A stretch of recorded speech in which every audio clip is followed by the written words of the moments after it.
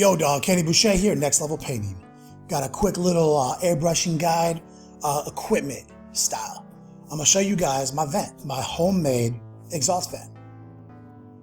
It's just a real simple contraption. I think I built it 2-3 years ago.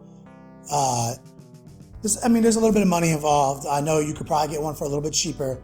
This one suits me a little bit more because I don't have to like paint inside of it like most of the devices. I can paint kind of towards it and it'll filter my room out because it's a 500 CFM exhaust fan. That's 500 cubic feet. It can move per minute. Where most of these little ones are much smaller, but since you're in the box, it'll work. But like I can't be confined to painting in a little box all the time. Sometimes I got models that are just too big. I gotta be more freeform. It's just my process. So let me show you that here in a second, but I just want to remind you guys to subscribe. It means a lot to me. Thank you. I also want to continue to thank people who are hitting me up online. I'm going to have a few shout outs here at the end of the video, so please take a look at those. In the meantime, take a look at this. All right, guys. So here's the box, kind of just, all opened up, etc. I'll show you kind of what we're looking at here. It's actually just a Tupperware, one of those large storage bins. And here's the lid right here. I've actually cut it completely out. So that way it sits right over the lip here. Like it'll actually still get close, but with this hole in it. Real simple, right? It's super ghetto. I've got this air conditioning filter, right here. And you can see what I'm trying to go for here. Let me move this out of the way. Basically, secure the lid shut. I literally use tack pins you can even see right here, got a couple of tacks. I just tack it into the front of this.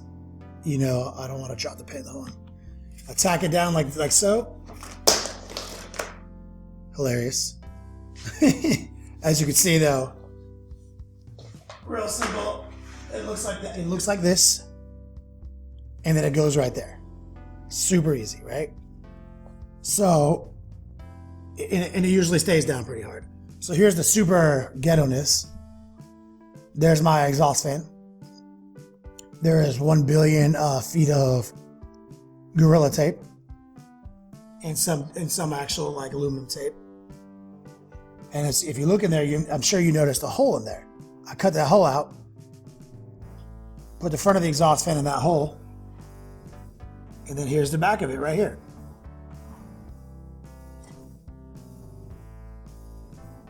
So it's a really simple phenomenon here. I'm using the box to create like a vortex that pulls the air in. I direct my airbrush spray at this box, and as you can see right here on the floor, there's some paint already on there. So when I'm doing some serious laydown, I spray right into it. It'll catch that. What it doesn't catch will go inside the box and kind of just vortex in there for a little while. And some of it will come out the back. Now, depending on how badass your air conditioning filter is, like if you buy super good ones, almost nothing will come out the back. Sometimes I'll buy the cheap ones and just put 2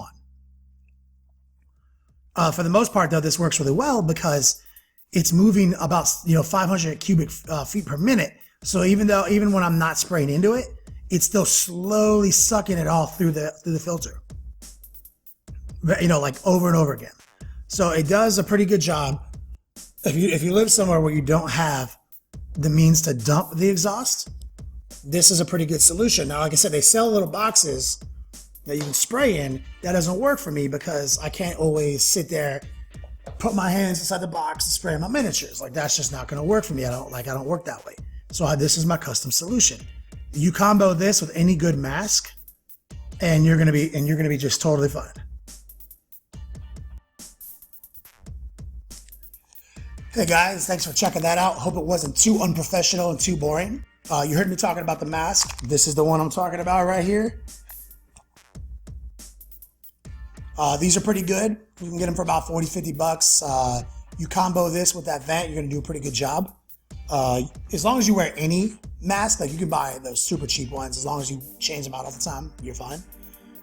I will try to have another video that focuses more on actually how to use an airbrush. This is kind of all I had time for this week. It's been a tough week. You'll see some stuff that Rob over at Spiky Bits and I are trying to do right now. We're trying to come together here on a couple of cool ideas. The first of which will be a pretty high quality battle report. So we spent kind of all weekend working on that. Lost a lot of time in the week. Super apologetic, but maybe we'll have a pretty sweet battle report for you guys. A teaser is already on my Facebook page, and I will have another teaser up here on YouTube. I want to shout out Dwayne Clark over at facebook.com/Gulf Coast Bits and Pieces. He is a supporter of my Patreon page. He's a patron of the arts. Thank you. Thank you all my patrons, all my supporters, and even just my subscribers. You all are super important to this process. It has been amazing first month. We just hit the 30-day mark on Monday. That was huge, man. We got a lot of movement on the channel. Almost 2,000 subscribers already. I couldn't even imagine having a better month. And thank you all. You're all a big part of this. I'm going to also be having some giveaways here pretty soon once I get to the Lord of Skulls. Here's a little, sneak peek right here. I'm going to do a giveaway with Green Stuff Industries with the Tentacle Maker. That is what David used to convert the Lord of Skulls. All the sweet muscles, all the extension pieces.